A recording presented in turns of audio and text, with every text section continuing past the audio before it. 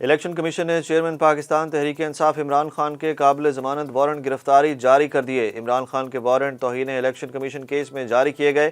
Election commission کے مطابق بار بار طلبی کے باوجود عمران خان پیش نہیں ہو رہے۔ الیکشن کمیشن کی جانب سے آئی جی اسلام آباد سے وارنٹ کی تعمیل اور عمران خان کو 50,000 روپے کے مچلکے جمع کرانے کا حکم دے دیا گیا۔ اسلام آباد ہائی کورٹ نے توشہ خانہ کیس میں سیشن کورٹ کی جانب سے عمران خان کے جاری ناقابل ضمانت وارنٹ منسوخ کرنے کی درخواست پر فیصلہ محفوظ کر لیا۔ اسلام آباد ہائی کورٹ کے چیف جسٹس عامر فاروق نے عمران خان کے خلاف توشہ خانہ کیس میں وارنٹ گرفتاری کے معاملے پر وارنٹ منسوخ کرنے کی عمران خان کی درخواست پر سماعت کی۔ چیف جسٹس عامر فاروق نے ریمارکس دیے کہ عدالت ملزم کو اور کس طرح سے بلائے، قانون میں تو ملزم کی حاضری یقینی بنانے کے لیے ایک یہی طریقہ ہے، قانون کو اپنا راستہ خود بنانے دینا چاہیے۔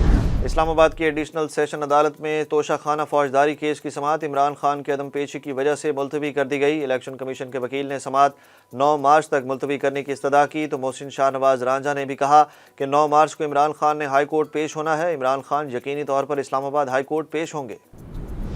انسداد دہشت گردی عدالت نے رانا ثناءاللہ کی ناقابل ضمانت وارنٹ گرفتاری جاری کر دیے۔ عدالت نے رانا ثناءاللہ کو 28 مارچ کو گرفتار کر کے پیش کرنے کا حکم بھی دے دیا۔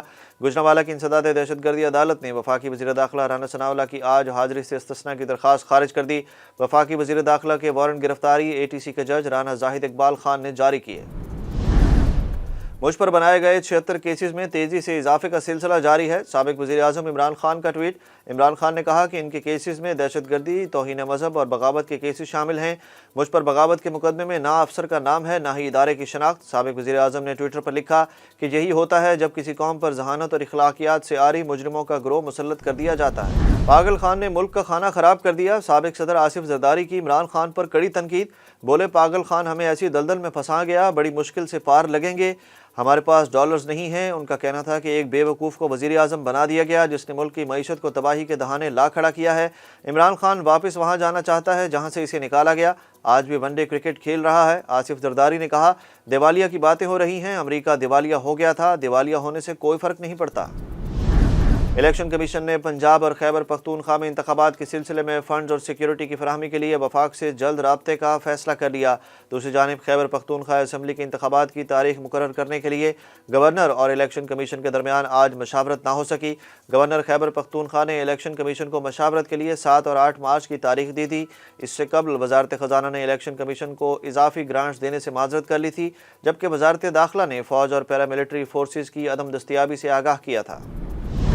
پبلک اکاؤنٹس کمیٹی نے سپریم کورٹ کے بجٹ کے آڈٹ کا حکم دے دیا۔ پی اے سی نے 1 ماہ میں اعلیٰ عدلیہ کے ججز کی تنخواہوں، مرات اور پلاٹوں کی تقسیم کے حوالے سے تفصیلات طلب کر لیں۔ اس سے قبل پی اے سی نے اعلیٰ عدلیہ کی مرات کے حوالے سے رپورٹ مانگی تھی، جس پر آڈیٹر جنرل نے بتایا کہ انہیں ریکارڈ تک رسائی تک نہیں مل رہی۔ عدالت نے جوہر ٹاؤن دھماکے کیس کے 3 ملزمان کو سزائے موت سنا دی۔ لاہور کی انسداد دہشت گردی عدالت نے ملزمان کی جائیداد بھی ضبط کرنے کا حکم جاری کر دیا۔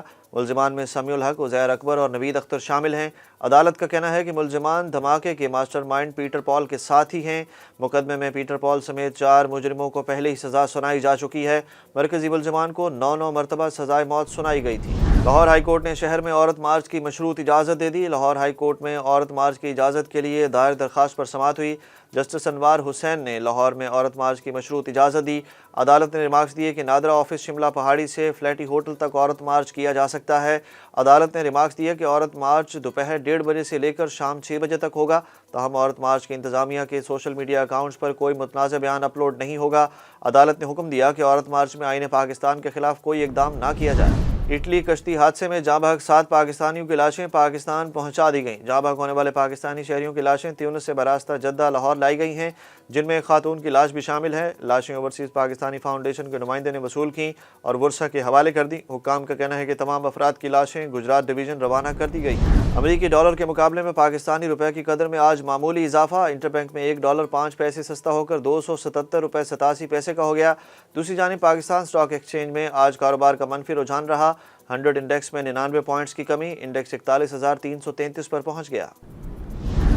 اور پی ایس ایل 8 کے سنسنی خیز مقابلے میں پشاور زلمی نے لاہور قلندرز کو 35 رنز سے ہرا دیا۔ پشاور کے 208 رنز کے ہدف کے تعاقب میں قلندرز کی پوری ٹیم 172 رنز پر آؤٹ ہو گئی۔ آج دوسرے میچ میں شام 7 بجے ملتان سلطانز اور اسلام آباد یونائیٹڈ کا سنسنی خیز ٹاکرا ہوگا۔